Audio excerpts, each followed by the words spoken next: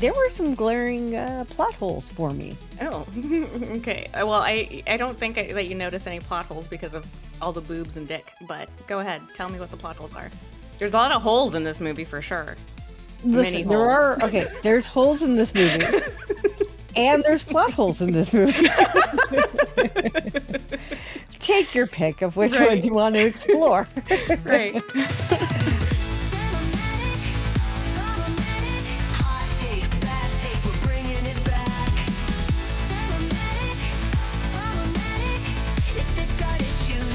You're back.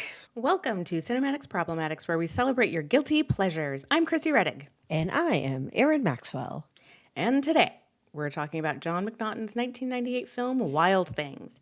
It takes place in a steamy, affluent Florida town where the hot, popular high school teacher Sam Lombardi draws longing glances from his female students, in particular, Kelly Van Ryan, a shamelessly flirtatious student who will stop at nothing to get his attention. But horny teenage antics take a much more serious turn when she accuses him of rape, as does Suzie Toller, a foul-mouthed, pot-smoking loner from the other side of the tracks, who has a mysterious past with a cop investigating the case. But you would be sorely mistaken if you think that this film takes any of the subject matter remotely seriously. Oh no. What we have is a film soaking in wet t-shirts, arched backs, threesomes, sexual exploitation, and a huge splash of campy humor. This is a film unabashedly submerged in the male gaze, but takes itself so unseriously that you can't help but enjoy the ride watching these wild things gleefully stab each other in the back.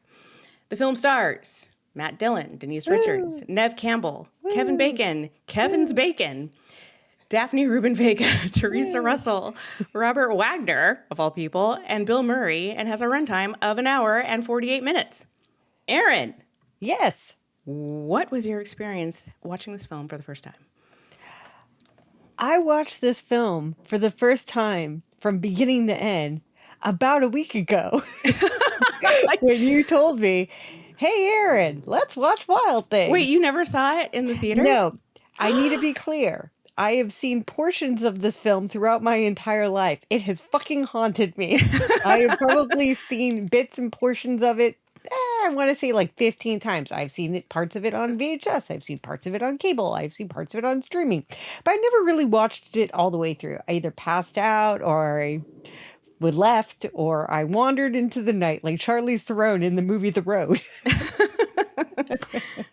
This is the horniest movie I think we've ever done on this podcast. I don't know about that. We've done Showgirls too. I mean, we've talked about it.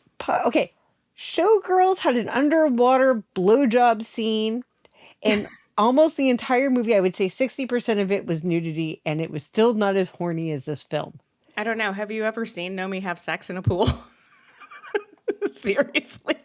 I'm just telling you, I just feel like this was a little, maybe it was the swampiness of it. I think it was the swampiness and the sweatiness probably that got to you a little bit. It was the Florida of it all. Yeah, it's very Florida. Something about Florida that's just a little bit more horny than Vegas. And I think that's their state motto. True. So you watched it for the first time. What was your initial reaction with a modern lens? My initial reaction is like, what the fuck am I watching? This movie is if the male gaze became sentient and decided to become a film director with a complete misunderstanding of how David Lynch films worked.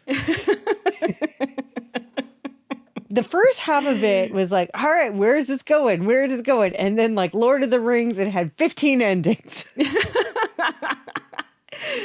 It just wouldn't stop. And then at some point I thought I was in the movie. Like, I'm just like, this is going on forever. And I'm like, am I part of the Wild Things universe now? Like Denise Richards is about to grab your boob or something? Yeah, I just felt like it was like now she's doing it. Am I part of the film now? Is it going to break the fourth wall and talk to me directly? Mm-hmm. This movie knew no laws. It knew no bounds. It broke every rule. It does. It does. And it does so with gusto. It is like totally unashamed of who it is, or what it is, I should say. It's a strange little film. Like, it's trying really hard to be noir, but it doesn't do it well. And I'm not saying that it's bad because I know I see you, because like people at home can't see you. People listening to this game, I can see you. And you are angry. You were visibly angry when I said I am that. not angry. I am not angry. I don't know if it was going for full noir. Like if I think about like film noir, I think about like Sunset Boulevard or something like that. Like this is like full on camp noir. It's like, Or in the teen world, I think of like Brick. okay, Ryan Johnson's Brick. You know, like that's a great like kind of teen noir film. Or Right. maybe Under the Silver Lake. right. I mean, this film is way too funny to be noir, though. Yes. Yeah. Yeah, It was it's like too trash campy. noir. It's like trash noir. That's like its genre. It like coined a genre. That's what it Yes. is. It's And this is part kind of like, go ahead. John Waters camp, like the John Waters School of Acting. Mm-hmm. But like everybody was fully aware. You made a really Yeah. good point earlier about Showgirls, and please share. Okay, so the thing that you want to talk about angry, you should have seen Aaron Chase when I said this. Because I said, there's one thing that this film has over Showgirls, and she was like, shut your fucking whore mouth, or whatever. She literally said this to me. And I said, here's the thing it has over Showgirls is that it, like every single character, every single actor, every single member of the cast is fully aware of what film they're making. Like they know exactly what film they're in and they're having a blast with it. And in Showgirls, it's kind of like, I'm not sure if everybody is aware. And I think that Only you Gina Gershon. Yeah, only Gina Gershon. You said only Gina Gershon. I mean, yeah. And so, but if you look at every single member of the cast, like Bill Murray obviously knows what movie he's in. Kevin Bacon knows what movies he's in. Denise Richards definitely knows what movie she's in. You know, everybody is fully aware. Matt Dillon, great. And they just seem to be having like a ton of fun with it. And I think that adds to kind of like, I don't know, a certain level of forgiveness I have for the film for being what it is. And I have like a fondness for 90s thrillers as well. And I feel like this movie came kind of like at the end of kind of like this 90s thriller renaissance where it was like super melodramatic and it was ridiculous. And like you had all these like insane plot lines and everything.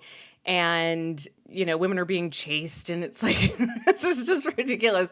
So this film is unmistakably completely connected to what it's trying to be. And that is just a completely fun, unserious, horny as hell, campy romp. And it, you know, and that's what it is. And like, there's no denying it. And I don't think that there's anybody that would challenge that this is like not a serious film at all. But I think that's part of the fun. And if you need to hammer that point home, Bill Murray is in it. Bill, yeah, I mean, inspired casting, right? Right. And Bill Murray is really kind of what makes it, like, he kind of cements that cult film status. Yeah, for sure. Yeah. And like, I almost every time I see this film, I'm like, oh yeah, Bill Murray's in this. Great. Yeah. It's always Yeah. nice to see him. Oh, such a treat. He's so great in it. And I mean, let me tell you about the first time I saw this film. So I saw this in the theater, as I tended to do back then. And it was one of the most raucous film-going experiences I've ever had, like, in history. It's probably, like, in my top 10. Because people were just howling with laughter and clapping and whooping at the screen and, like, whispering to each other and, like, chuckling and everything. It was a party in that theater. Because not only does the film totally get what it is, but the audience immediately got it, too. Teresa Russell, also a great addition to the cast, playing Sandra Van Ryan, like the mother of Kelly Van Ryan, who is just hamming it up. I mean, and she's just playing into, because she like came up in the 90s as kind of like this femme fatale type of actress, and she leans into that a lot. You know, she's like hypersexualized and, you know, kind of evil, and she's just incredible in it. So, I mean, it was a really fun time at the movies. And I think that even by 98 standards, I think people were just like, this is a bit much, like this is a bit over the top, but that was what made it so much fun. So, because I didn't grow up with this film, it wasn't a film that I cherished for many, many years. Mm-hmm. There were some glaring plot holes for me. Oh, okay. Well, I don't think that you notice any plot holes because of all the boobs and dick, but go ahead. Tell me what the plot holes are. Listen, There's a lot of holes in this movie for sure. Many there's holes in this movie. And there's plot holes in this movie. Take your pick of which ones you want to explore. Right. For instance, why did Kelly pretend to be raped at Sam's house if there was no one there to witness it? Was that just for our amusement? Well, I mean, that's usually when they happen, right? When nobody else is around. But why did she rip her shirt if that was for no one else? I don't know. Maybe like in case there were witnesses, right? I don't know. I have no idea. I mean, so much of this film is like to lead the audience on, right? Because like we find out like during the credits like what really happened. We're like, okay, fine. Right. Like with the teeth. Like clearly she didn't rip out her front teeth, but she's seeing in the end credits she's ripping out her two front teeth with pliers. But like, she's not looking like Alfred E. Newman in the. See, that's not even what I had a problem with. The problem I had with was I'm really good at time management. Okay, I am. And the amount of time that Denise Richards was gone to go get like what is it, like a blanket or something? There's not nearly enough time for them to have like a full-on conversation, pull out the pliers, and for her to remove her teeth. Right. Like because like the champagne bottle stuff happened really fast. So that to me is a bigger plot hole. Also, the money at the end, like legally, I had a big issue with that. Like, I'm not too sure how inheritance laws work in Florida. Like, if you die, can you just leave it to a dead girl? Yeah. That's a good point. That's solid. I didn't even think about that. But of course, it's like I said, it's like, I think that when you're seeing a movie that is clearly this silly and this kind of dumb, like you don't expect all the dots to be connected and all the T's to be crossed and the I's to be dotted, I don't think. You're just gonna like along for the ride. Also, you know? like, poor fucking Sam. Like, Sam, like, the only thing Sam did is poor that he didn't want to bail out Suzie, so she just started blackmailing him. Like, yeah, so he had sex with an 18-year-old student. Was she 18? I threw that in there. I don't really know for sure. Either way, it's a fucked up dynamic. Either way. Okay, yeah, you're like, we're gonna get to the fucked up dynamic in a bit. But I'm just saying, like, Sam was like clearly railroaded by these two girls, and like he didn't really do anything other than not bail out Suzie from jail. Like that's what made him the target. That was the initial. Right, that was but the he catalyst. signed up. He signed. Okay, he very willingly. There was a seed already planted in Sam's brain that made him very amenable to a suggestion like this. He was already trying to like date all these other like rich women, you know, because he was like doing it for money. And I do think that he was like dating these women to get to their money. When you have a guy like that, it's like he's totally blackmailable. I mean, and she probably knew that, right? It's like she saw that he was willing to like do a student's mom, to do another student or whatever. And then she's like, this guy's wide open. I can totally manipulate this dude. So I don't know about poor Sam. I mean, you're very forgiving of Sam. Like, that's a big jump to be killed for nailing a bunch of moms. What neighborhood did you grow up in? I mean, that's fair. I grew up in LA. I'm a little skewed myself. I grew up in Manhattan Beach. Well, I went to high school in Manhattan Beach, I should say. So if we're comparing high schools, I think like the only thing that I heard once about a teacher sleeping with another student, and then that teacher was removed very, very quickly. But that's like the only thing I ever heard about. Not that I was necessarily a vessel for gossip or anything. Like people didn't come to me with any kind of like salacious information about other students necessarily. But Sam is not a victim in this. I'm sorry. Like, so not. He went along with it. He enjoyed it. He knew he was going to get a big payday out of it. And honestly, like, that's the thing. It's like, he was winning at the end of this, right? If he just went along with it. And he didn't know, like, all the different machinations that were going to happen on the other side of, like, the initial scam that he was aware of, right? Even though this had many, many, many, many layers to it. I still feel like he got shafted. I feel like he didn't deserve most of what he got. I did not expect this hot take at all. Sam was a dick. Sam was terrible. No, he wasn't a nice person. Like, I don't want to hang with Sam. Like, Sam sucks. And he was fully planning. I mean, okay. No, listen. There's bad people here.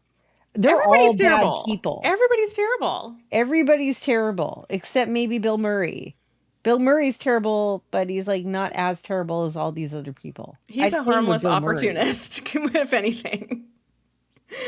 Okay, hot take of the year. Sam Lombardi is a victim in Wild He is. Things. He's kind of a victim here. I mean, can't wait for clearly your these girls essay on are this. smarter than him. Oh, they're way smarter than him. Everybody's smarter than Sam in this. Yeah. He's not a smart dude. Okay, so shall we get on with the sins? Sure. All right, kick us off. The first one I have is very much male gaze and exploitation. Okay. Yay. That's the big one. Yay. That is the big one. Yeah. And it's basically like it's everywhere. It's Denise Richards walking around in a very sheer bathing suit. It's the car wash scene. It's her slow walks through high school. It's just the way that she presents herself and is presented to every male around her. It's the way every female is presented in this film, pretty much to every male in this film. What about the gratuitous pool scene where she's climbing out of the pool That was the first thing I mentioned. Yeah, it was that bathing and like suit scene. her back is arched and her bathing suit is totally And her nipples see-through. are on her display. nipples are totally showing. And Denise Richards is doing her Denise Richards thing very effectively. You know? If I was in high school and I bought a bathing suit and my nipples were exposed, I would be so embarrassed. I would run back into the house. At least you had boobs. I had none, so there was nothing to show. I could not have gotten out of a swimming pool like that when I was her age. No. I can't get out of a swimming pool like that at this age. So are we speaking from a place of jealousy? Yes, absolutely. Just so we're clear.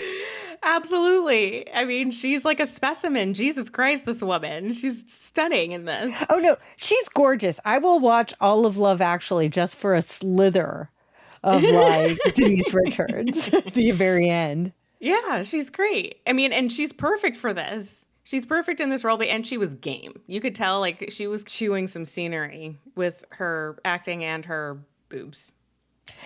Basically, this movie prioritized erotic imagery over character depth. Sure. Yeah. I mean, I don't know how deep any of these characters are. I mean, maybe they're as Susie's a bit deep. as their clothing is providing coverage. Truth. There's a lot of naked bodies in this film. And yeah, I mean, and even like the gratuitous scene with her talking on the phone with Sam and she's just wearing her bra around the house. It's like, I don't know if I was doing that at that age either. Just like walking around the house, like just in a bra and like some jeans and that's it. I will tell you I do that. Yeah, if it's a pretty bra. Really? Yeah. Huh. Yeah. If it's like a little bralette and I'm having a good thin day, yeah, I'll do that. Good thin day. No bloat today. Yeah. Absolutely. It's like, ooh, you can see like 2 ribs. I'm like, I'm going to walk around in a bralette. Okay, well, now I feel like an ogre. I feel totally unfeminine. Maybe I should start doing this. Maybe I should give it a fun. shot. It's super fun. If you're having like a good body day, if you're like having like a thin day, yeah. It helps knowing you. me, I would probably try it out and like totally forget that I didn't close my blinds because I have like this view straight into like the neighbors next door. And I would totally forget to close the I blinds. only close my blinds like 40% of the time. I forget all the time. Okay, this is like a different conversation. Well, my neighbors have let me know. Hey, flaunt it if you got it, I say. And I'm Denise embarrassed, Richards but now says- I'm over it. Yeah. But back to your point, kind of like about the exploitative nature of it. I mean, this film is like celebrating exploitation. It is saying, how far can we go? It is, wild things could walk, so Sam Levinson could run, Yes, exactly. Denise Richards walked out of a pool so Sydney Sweeney could like wear a little doggy costume. Yeah, I mean, and look, a lot of this stuff that happens in this film is completely unnecessary. Like, I mean, you could have like the argument about like whether any sex scene is necessary in a film. Like, I think that sometimes it can move a story along and give you a sense of like the dynamics between two people. But in this sense, it was just kind of like, I wonder if we could make them have a threesome right now, or like when Denise Richards and Nev Campbell are in the pool and they get into a slap fight. Which of and course, then they start making out. Of course, yeah. That's how women fight: is they just slap each other across the face repeatedly. And then like open hand slap each other like on the head in the pool and just try to drag them around by the clothes and stuff. I mean, and then she sees that she's crying, then she decides to comfort her, and then they make out and start doing it in the pool. Totally necessary. Like the Yes. women here are here for like sexual titillation for the most part. You seem disappointed, Aaron. It got to the point where I was exhausted by it. Really? So, next issue is the sexualization of teen characters. All right. Because, as to your point, as you mentioned before, I threw out 18, but we don't actually know how old they are. They can be anywhere from 16 to 18. Yeah, anywhere in there. But yes, they are supposed to be teenagers. I mean, obviously the actors were not teenagers. I think that Denise Richards was even like 27, like when she made this film. Right. But they're all supposed to be in high school, and he is a high school guidance counselor. Right. And so usually a serious issue when it happens, like with a teacher sleeping with a student, it's usually deemed inappropriate.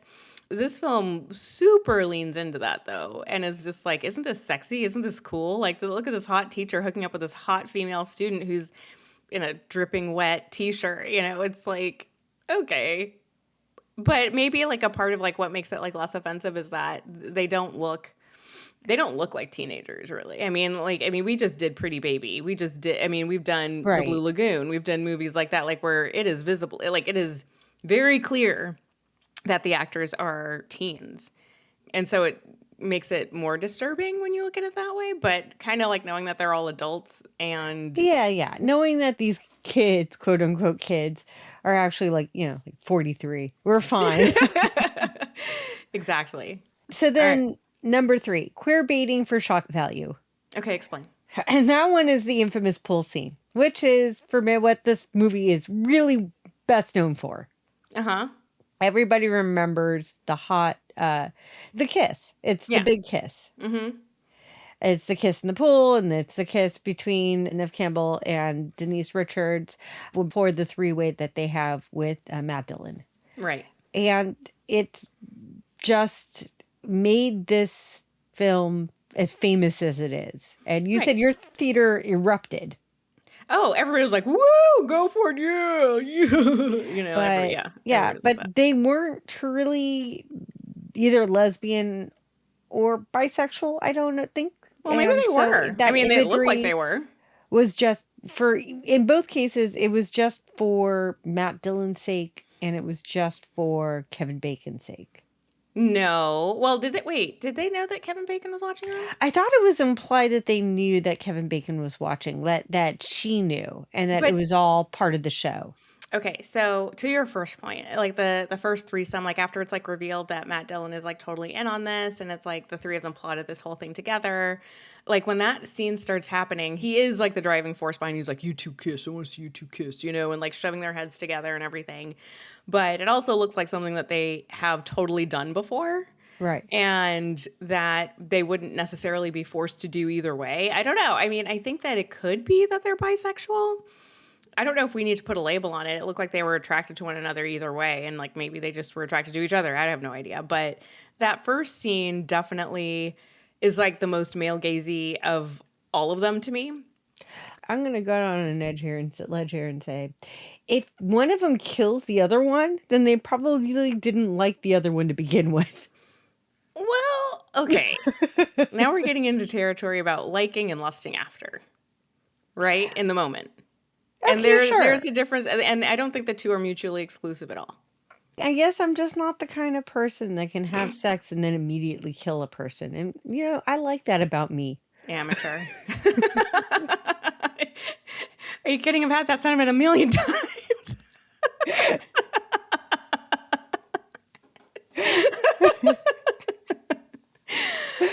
Anyways.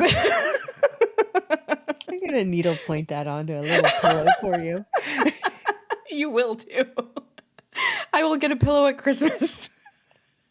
But yeah, I mean, I don't think it matters really. I mean, if they're bisexual, if they're not. I do think that they had a weird sexual attraction to one another, or maybe like the fact that they were getting away with something like so exhilarating made them horny and made them want to make out and do the stuff. Who knows? I mean, but at the end of the day, it did seem like in the moment that nobody minded except, okay, in the very beginning of the first threesome scene, the girls seem jealous of whenever Sam is with the other person. But then they get into it, like towards the end. So there is that side-eyeing, like in the very beginning of when they start to, make out or whatever. There is that. And I feel like that's actually like such a male thing to film too and to write. It's like, yeah, there's this guy and he's like handling both of these women like a pro, and she's, he forces them at first and then they're really into it, and he's like kind of like directing the whole thing. It's just like, oh, Jesus. But, okay, fine. Yeah. So, next one I have. All right, manipulation of sexual assault allegations as a plot device. This is a big one. This is pretty bad. Okay, continue. Basically, the central storyline revolves around accusations of rape and sexual misconduct being weaponized as an elaborate con. And some viewers kind of feel like the film treats serious allegations too casually for the entertainment and for the shock twists. Yeah, I mean, okay, so this one hit a little bit different for me on rewatch than it did for me when I first saw it in the 90s. It having gone through like the whole Me Too movement and like this new awareness of how sexual assault victims are treated and how a lot of them aren't believed, and all the flaws of like the legal system and law enforcement in addressing crimes like this. I think that did hit differently for me this time, just because it doesn't help the cause, right? Right. Of like saying that, oh, these women are just going to like accuse a man of rape and they're lying. Like they're lying all the time. Like these two got together and they lied about it. And that sucks. But I think that like when I first saw it, I wasn't thinking too hard about that. I also don't think I was fully aware of all the things I'm now aware of, like regarding like sexual assault and how it affects people and women's experiences with the system and everything, and how serious false accusations are. Like they do happen, but it's very rare. But this film, it's kind of like the inciting incident that sets everything off, right? And about like, did he or didn't he? And, the questions surrounding like a man's innocence and like whether his good looks and his popularity play into how we perceive men who are accused of sexual assault. So yeah, I mean, I think that's a very valid call out. Yeah, as you said, that's what kind of kicks off everything, because once her mother gets wind of it, it starts with an accusation from Kelly. And then once her mother gets wind of it, then her mother goes on a rage and goes on a tear and takes him to court. Then everything just starts to snowball. Yeah. You can even see that that's super problematic too. It's like the depiction of the mom, like getting jealous of her mom getting jealous of her daughter having had sex with Sam and seeing it as a slight against her and her like sexual desirability or whatever. Once again, that is something that I think springs from the male mind and wouldn't necessarily spring from a female writer. Right. Not good. So the next one I have is the problematic power dynamic, which is what we talked about earlier. The teachers and the students? Yeah. Yeah. I need to be very clear. Like, this isn't any of these things that I kind of list. They don't really bother me because I understand that this is a piece of fiction. And this is a really goofy piece of fiction. Very much. But these are things that have come up in other people's discussion. I kind of went through a bunch of feminist discussions. I went through a bunch of different other podcasts. And I just kind of pulled a bunch of different talking points about issues that this film has brought up in different literature and just kind of different conversations. And this is one of them as well. And in my opinion, this is one of the weaker ones. And the only reason is because, as we mentioned before, none of these people look like they're in high school. No. None of these people look like, I would not be able to tell who's the if there was a lineup of all of these adults, I would not be able to tell you who's the teacher. That's true. And like I said, I think that cushions the blow a lot. It makes it like a lot less, it makes it seem a lot less problematic than it actually is. Right. And so like, I want to be clear that this is not something that I state is a problem. I do not have a problem with the power dynamic in this film. There is a power dynamic problem that exists in society, and this film is trying to possibly do something about it or mirror. This woman trying to do shit about it. Like they're trying to use it as a plot device, but it just isn't very successful because it's like the power dynamic here is a 35-year-old trying to get a 33-year-old to sleep with him. Oh God. He was So like it's just not and gonna. and he's a Yeah, guidance so counselor. You don't want this guy guiding your children. so yeah, I mean, like technically speaking, yeah, authority figures shouldn't sleep with their teenage students. That's bad. We all recognize that is bad. No one should be Yeah. doing that. It's a troubling dynamic, and the films would be if it was something where it looked obvious, where if these women looked like Reese Witherspoon in Cruel Intentions, where they looked obviously younger. Mm-hmm. Then and they look like teenagers, then it would be far more upsetting to look at. Sure. I mean, okay, if you want to draw a comparison in terms of like degree of disturbance in films that kind of like depict this type of situation, Notes from a Scandal creeped me the fuck out. Right. That kid looked 15. Like he looked 15, and Cate Blanchett is like getting it on with this guy, and that was a bit stomach turning for me. By comparison, but I mean, they did treat it as a serious matter, though. They did not turn away from it, and they were like, this is what happened, and this is, I mean, it just felt all sorts of wrong. You know what I mean? And I guess, like, the difference here, and this is, like, once again, like, the male gaze in full effect, is that Denise Richards' character, Kelly, she totally is going after this guy. She is the initiator, or at least it's implying that she is, right? He's trying to like keep a distance. He doesn't want to drive her home on her own. He doesn't want her to come into the house. He doesn't want her, he's trying to keep like an arm's length with this girl who he sees as visibly flirting with him, but she keeps on going for it anyways, and is like offering herself up to him.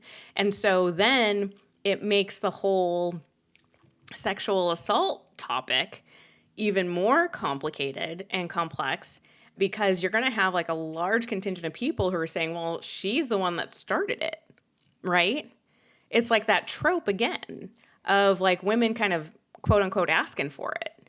And that's really the real issue with the movie is not, that's a very, very valid and very good point, is that it just kind of, it twists so much that it twists a message to the point where it poisons itself. It poisons itself against the audience in a way. It absolves with itself its messaging of any responsibility because they were all in on it. Yeah. What it does is that in the beginning, it kind of shows off that he is so desirable. Like when he does that slow walk up to the stage in the beginning of the film, and it shows that every girl in that student body wants him. And they will do anything to get him. And she tries constantly until eventually she just shows up at his house covered in water, washing his car, doing manual labor. And then she throws herself at him. And then it definitely paints it as her fault. Yes. As like, why did she put herself in that situation? Right. Very sensitive subject matter being treated very flippantly for like the first, like what, half hour of the film? Right. Until it's like revealed that, ooh, she was in on it. Everybody was in on it.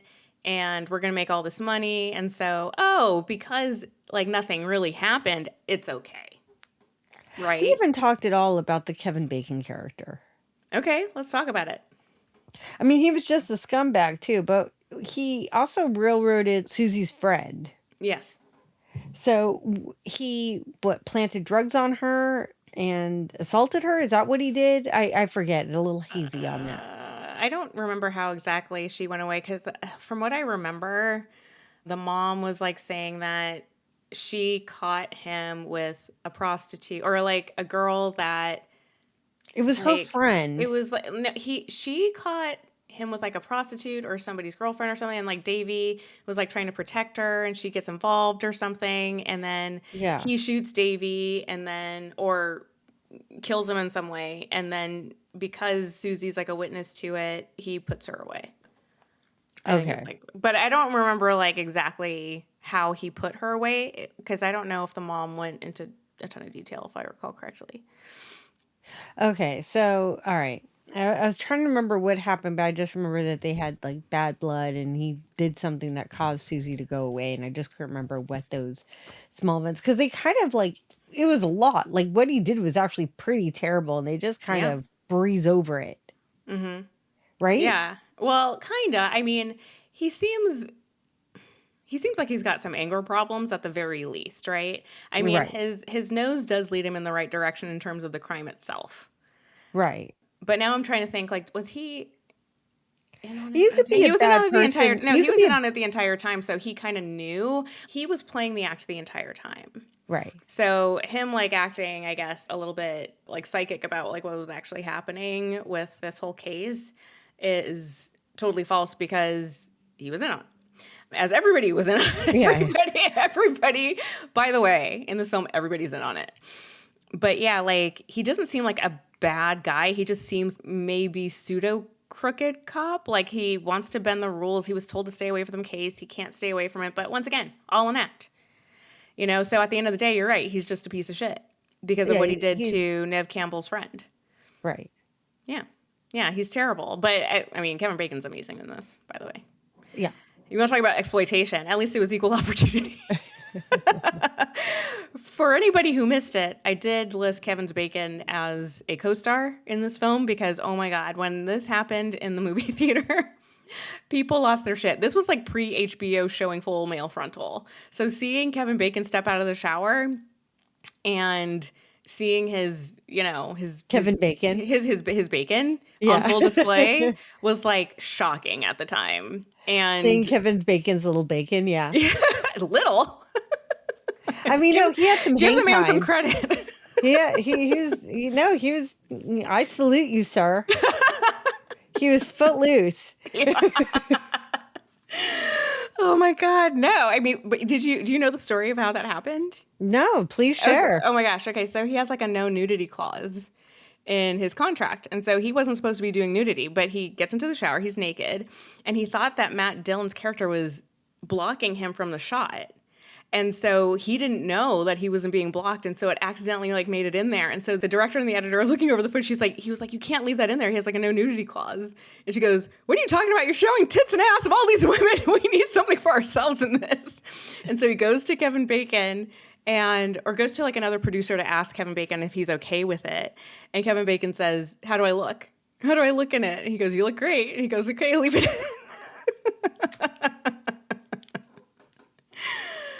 Yeah, but he wasn't supposed to do that. Nev Campbell did stay true to her no nudity clause because she was still in Party of Five, though. Right. By the way, another piece of inspired casting, having the girl from Party of Five play a pot-smoking burnout from the swamp. Was this Denise Richards' big breakout? Yes. Okay. I don't think it was her first film. I think, well, maybe it was. This was like the one that put her on the map, though. Like this was like her Right. first big thing. Yeah, for sure. Okay. And who can forget Starship Troopers? I love Starship Troopers so much. Okay, we're gonna have to talk about that one. You would love Starship Troopers is great. But yeah, Nev Campbell is like, she was great at it. I liked her a lot in this. I was actually surprised. I was just like, I don't know if I buy I don't remember her name on Party of Five, but I don't know if I buy her like as this character. But by the end, I was like, oh, this was a lot of fun, and she seemed like she had a lot of fun with it. So I'm down. I'm down for it. Yeah. Yeah, and Kevin Bacon looked like he had a great time too. So awesome stuff all the way around. Okay, I think that we were at number 5. So now we're at number 7. Okay, number 7. And the other two are less problematic, but more, I guess, a little bit. It has to deal with the fact that is it appropriate to mix camp with serious dark matter? Yes. And that was something that came up in several conversations, and whether or not this was an appropriate film, because it was tackling things. And honestly, I thought it was a weird argument, but Yeah. it came up 3 times. I read it in 3, and one of it was in a Harvard journal. So I'm like, well, I'll jot it down. Whatever. This seemed weird. And Uh-huh. like it, made some film scholars scratch their heads, and it was brought up. So I thought I would jot it down. But yeah, and the point is that the film makes dark themes like corruption, sexual coercion, rape, violence, and mixes it with pulpy camp and with over the top twists. And in doing so, it lessens the impact of these more serious themes.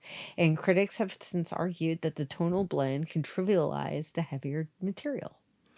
You do realize that the entire premise of this podcast is inappropriate content that we happen to enjoy. Yes, yes. No, understood. Understood. That's why I jotted it It is a down. very I'm like, strange "Oh, I'll argument jot for this down." podcast. Yeah, I mean, we understood. just And I'm like, we "Well, just this said fits the theme of it. we just said we cherish the fuck out of Mommy Dearest, where we see a child being abused for 2 hours. And okay? we're like, beat that kid. Hell yeah. I'm like, yeah. And like, listen, are there heavy themes in this film? Yes, of course there is. Are there also 35-year-olds playing 17-year-olds? There's that too. Right. This is not a serious film. No. So, because it's not a serious film, you can't take any of the serious subject matter seriously. And once again, they do try to kind of like erase all of the seriousness with what ensues afterwards, after like the big reveal. Literally the how it was done Scooby-Doo ending.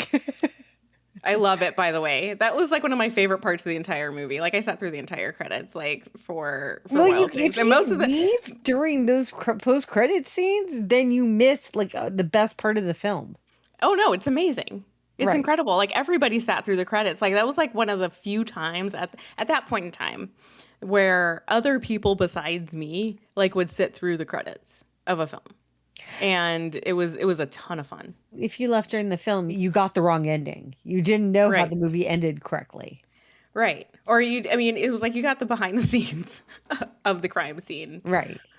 Which is, a stroke of brilliance, by the way. And then you were just left with like Neve Campbell in a shitty blonde wig. Oh my God, that wig was so bad. That's like one of the was worst the wigs we've ever worst, like, seen. It was the worst like Family Ties mom wig I've ever seen. And it had been like rolled around in Burning Man playa dirt or something. Like what was going on? It was all dull. Oh my like God. it didn't even Whoever look. dressed her hated her. Hated her. Like it was not flattering at all. Like they could have picked like maybe like a darker shade of blonde. I don't know. Maybe it's just like a bob. It just was not a becoming look at all. It looked terrible. But I think that also added to kind of just like the kind of like elbow to the side, it's like, haha, get it? Like this movie's terrible. We're not taking anything seriously, including this woman's wig. The movie ends with just her looking like Meredith Baxter Burney and then like end the scene and then you walk out and that's all you know. By the way, Amazon Prime, A Woman Scorned is currently on and you can get it for free. Meredith Baxter Burney is a legend in my household, okay? I'm the only person that lives in my household, but she's a legend. There is no slander here on Meredith Baxter Burney. You just slandered her hair. She is a genius. She is. She was amazing. She is an icon of the 80s. Listen, everybody that was in Family Ties has done great work. Yes, they have. Outside of Family Ties. Each and every single person. I don't know what Skippy's up to, but I can speak to every family member. I have no doubt you can. Like Michael Gross does great work in Tremors. Oh, Tremors, another Kevin Bacon movie. Yeah, there you go. 6 And in degrees. I think in the director's cut, he might show his dick in that one. I don't quote me on that, but like I'd watch it again just to make sure.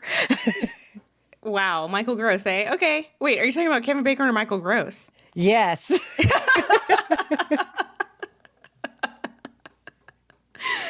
Oh, Jesus. Okay, wait, we're getting way off topic. as we tend to do. Well, we've just descended into madness at this point. I know. Really, how can you not while point, talking about this film?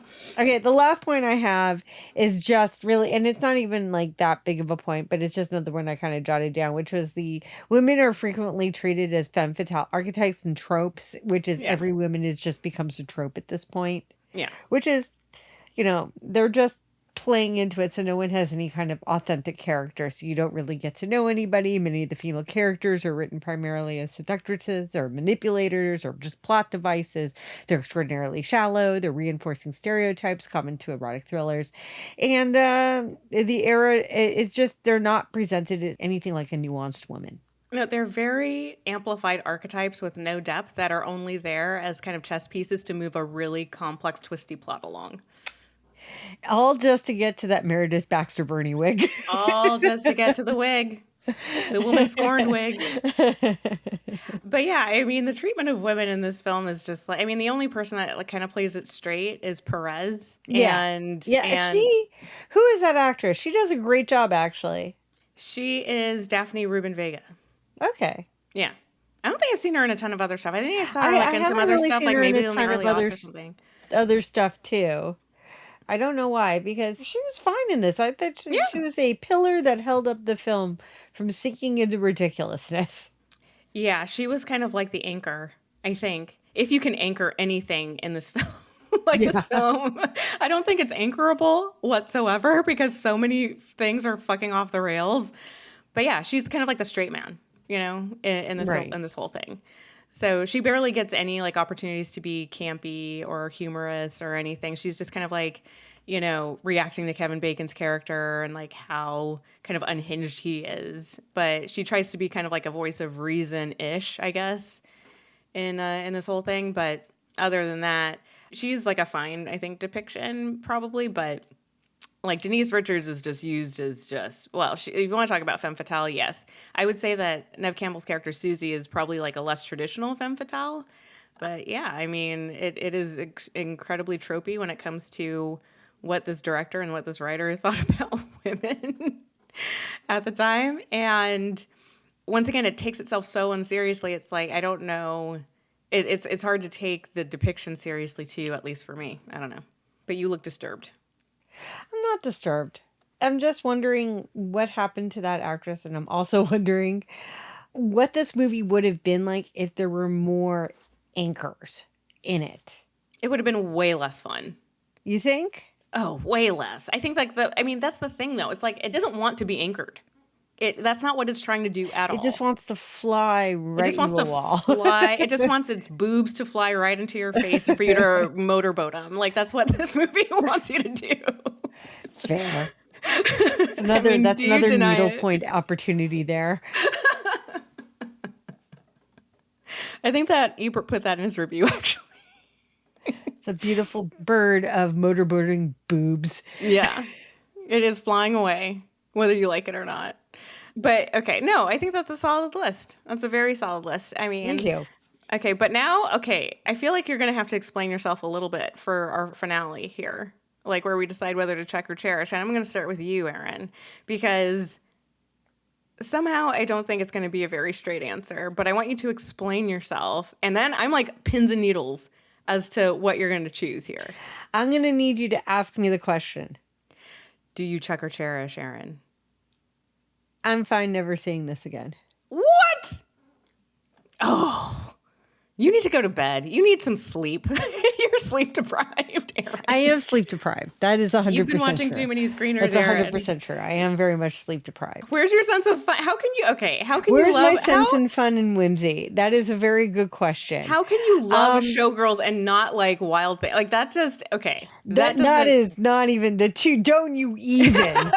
Don't you but seriously, even compare the two. If you compare the lists from both of the problematic elements. Yes, Erin. Okay, let me ask you a question. Let me ask you a question. Was in con. Okay, let me ask you a question. And I want you to try and transport yourself a little bit here. Go back to your 1998 self. Okay? You've watched as many 90s thrillers as I have and probably enjoyed them. Do you think your 1998 self would be more forgiving of the film? Yes. Okay. Because I'm trying to see like how much like of our nostalgia is kind of playing into our attitudes about this, because I had a fucking blast watching this film the Yes. first time. If I saw this when it opened, it would 100%, especially if I saw it with friends.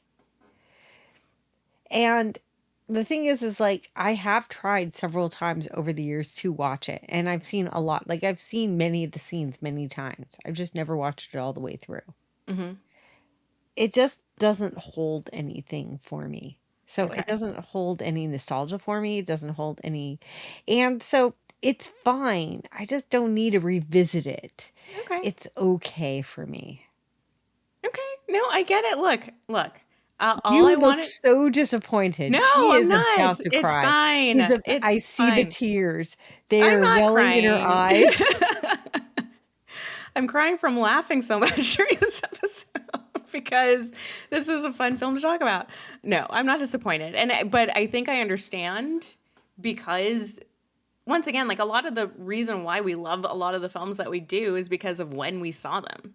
Right. Right. And it's because of the time that they came out. And it's because everybody was kind of in on a lot of the films that we were watching. Like, people weren't as critical, I think, of rampant homophobia or sexism or women being treated as objects or racism. And, we forgive a lot of that stuff just because of the time it came out in, and because we watched it at that time and everybody liked them at the time, or most people liked them at the time, at least. So I understand. I didn't even know that you would never see, like, that's crazy, because you've seen way more movies than I have. And that is wild to me. This is just one of those ones where there's a few highly popular films, just a few of them that have just slipped underneath my radar. Right. Just a few of them. And this just happened to be one of them. And the only reason is because it was when I was already out of my parents' house, so I wasn't dependent on HBO for the constant replays. Mm-hmm. Every time I did try to watch it, it was either interrupted. So it wasn't like something that I wasn't anything I purposely went out and rented. Mm-hmm. And I didn't have anybody around me that talked about it all the time. Hmm. Other films, people talked about all the time. Like Cruel Intentions, I went and saw. And this was Right. around that Cruel Intentions time. Yes, it was. So I went and saw that instead. So I Mm-hmm. saw things like that. But for some reason, didn't see Wild Things. Okay. Fair enough. I'll allow it, I guess. For me, it's a definite cherish. I got excited to rewatch this movie. I've seen it a few times since it came out, all like years apart. And every single time I'm just like, this movie's just off its fucking rocker. It is having such a blast and having so much fun showing us this story, and with all the twisty turns and everything, and everybody's terrible, and it's so campy that I couldn't help but have fun with it. And I think it does transport me back to the movie theater a little bit, and like reliving that. Like, whenever I would like watch certain scenes, I remember exactly like what reaction the crowd had, and everybody was along for the ride and they had a great time. So this movie is problematic, but I think it's just still a pretty epic ride. And if you want to call it clever, I guess like a lot of the twists and turns I didn't see coming. So maybe I'm also like one of those people that doesn't anticipate twists and turns. Like, I'm the most gullible fucking moviegoer ever. Like, I do not try to guess what's about to happen next. I'm just not like that. I just kind of like receive a movie for what it is, and then like when a twist happens, I'm like, what? Like, everybody else like totally knows what's gonna happen. I'm just like, wait, what just happened? Like, I'm that person. So I find a lot of enjoyment out of watching films like this. So that plays into it as well. So yeah, it's a definite cherish for me. I'm happy I rewatched it. It brought me a little glimmer of joy in this world on fire right now. So yeah. So that's me. Is there anything positive like you'd like to say about it in closing? Maybe one day we'll explore the Wild Things universe of Wild Things Part 2, Wild Things Diamond in the Rough, and Wild Things Foursome. There's a foursome one? Yes. Wow. With 3 girls, all of them in an insurance scam. That tracks. Yeah. Somehow. I don't know if I'm going to put aside time to watch those. I kind of want to keep this like Wild Things as like the ultimate canon for me. I don't want anything ruining it, so I might leave those ones for other people to watch. But thank you for letting me know, as you tend to do. Like, you let me know about all the sequels that nobody's ever I seen. enjoy a good straight to DVD Yes, you Like do. invert, yeah. Like Cruel Intentions that has a sequel with Amy Adams. Okay. Just ponder that for a second. I don't want to. I It's just want fair. to leave the original one alone. All right. All right. So I'm that's it dead. for us. All right. We're done. All right. Well, thank you all for listening and tune in to the next episode. Bye. Bye.